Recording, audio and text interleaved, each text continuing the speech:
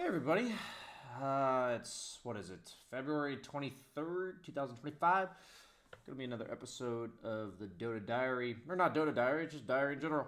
Um, so I've been at Dream League now, working for about a full week.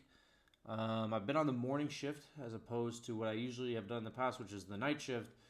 Um, I actually asked to do the morning shift because the night shift kind of messes with your routine, and I feel like I'm much better being someone who has like a 9 to 5 work schedule. I feel like humans came to this conclusion in terms of a schedule for a reason, and at the very least, it works for me.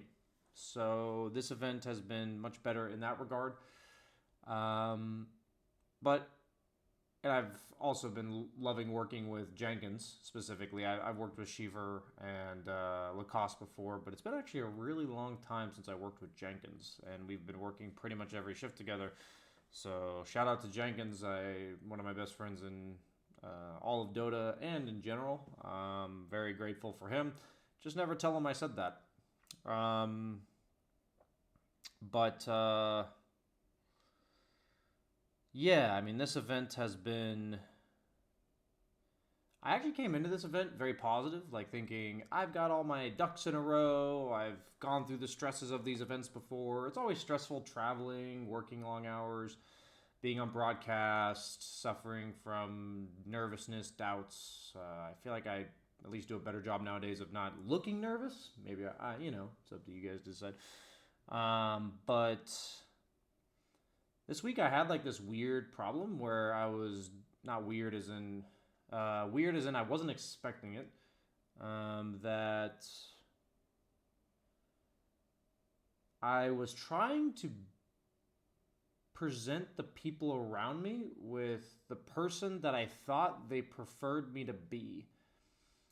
Uh, I guess it's hard to say to you guys. Like, future me watching this back will know exactly what I meant.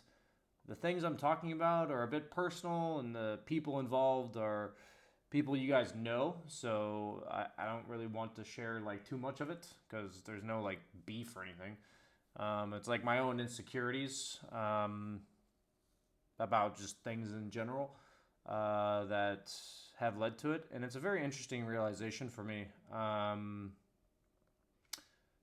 I feel like I am classically an anxious attachment style person, and that especially applies to romantic relationships, meaning like when you have an attachment style, you notice it very clearly, I think, at least in my case. But I felt like largely in that regard, I had moved past that. Like I had worked on myself.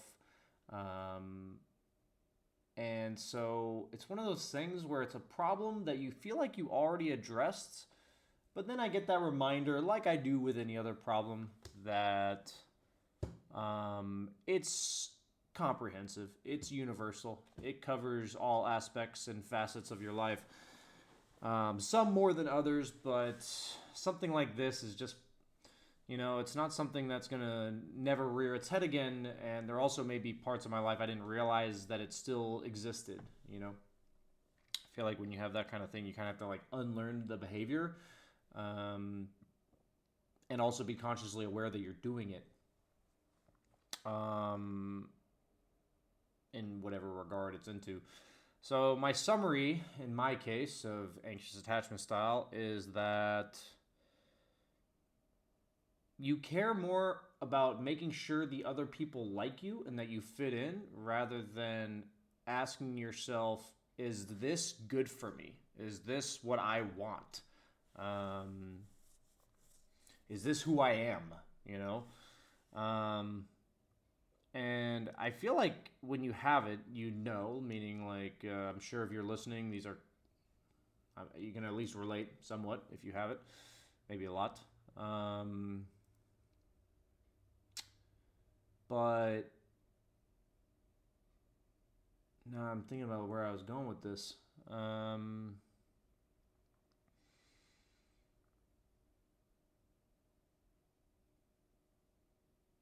I feel like because I've worked on it a lot in a lot of areas of my life, once I realize I have I'm doing it again, basically.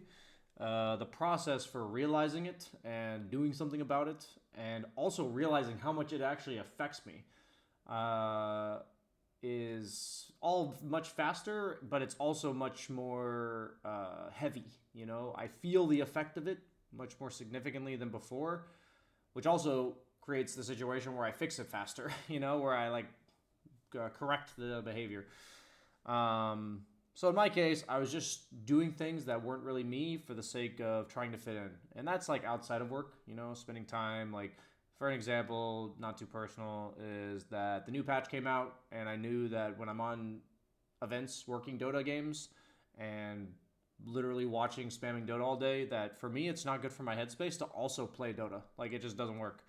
But everyone was super excited about the patch. They wanted to play, so I started playing with them because I wanted to fit in with the rest of the group. You know, I wanted to not be the guy that was like too like much of a party pooper to not show up to the in-house games.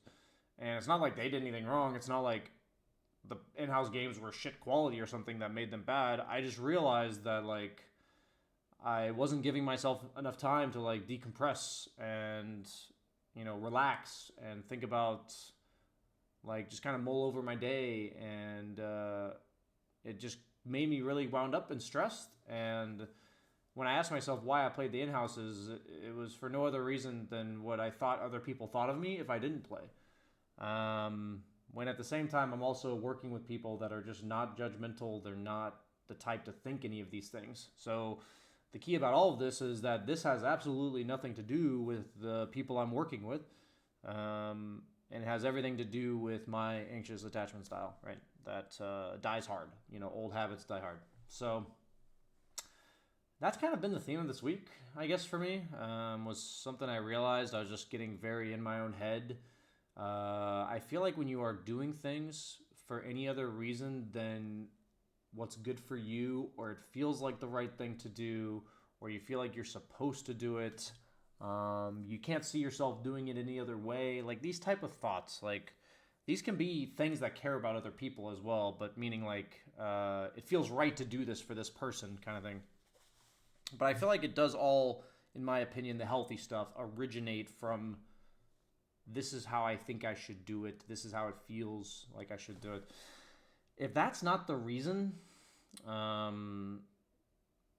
feel like when people criticize your actions, uh, it makes me tend to be way more defensive and insecure, because at the end of the day, if the reason I'm doing something is for any other reason than something I truly believe in or I have an explanation for, and I'm consciously aware that I chose that, it's like if that's the case, then when somebody questions my action or insults me or whatever, then it's so clear to me like, well, it's okay that they think that, but I know why I'm doing this.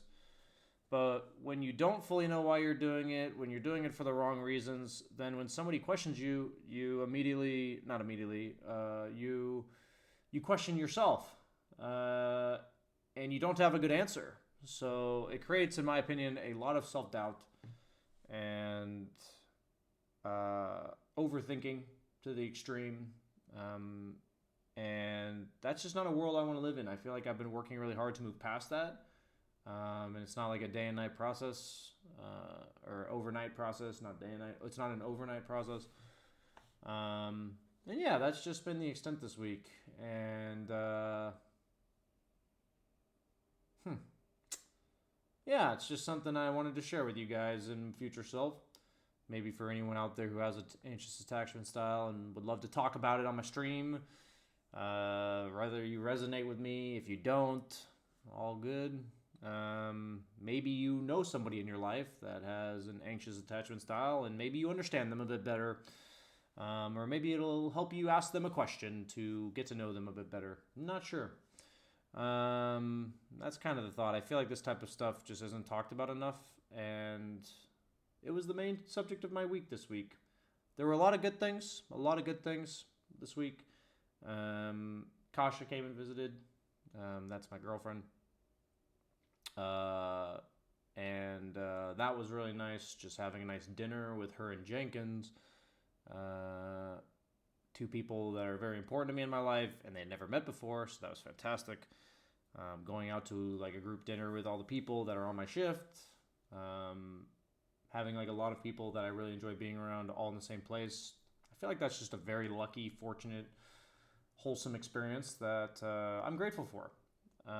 Both of those. So I also do really love doing this job, being a part of a bigger picture than myself, and that's something I'm very grateful for because as a streamer, you don't often feel that to be a part of something bigger than yourself. Um, and yes, a lot of this week has been trials and tribulations, but also really reminding myself like how grateful I am for the things that I have and the things I've worked for and been lucky enough to uh, stumble into, one might say. So yeah, thank you so much for watching, guys. That concludes, I don't even know, episode 8, I think. And I'll see you next week. Bye bye.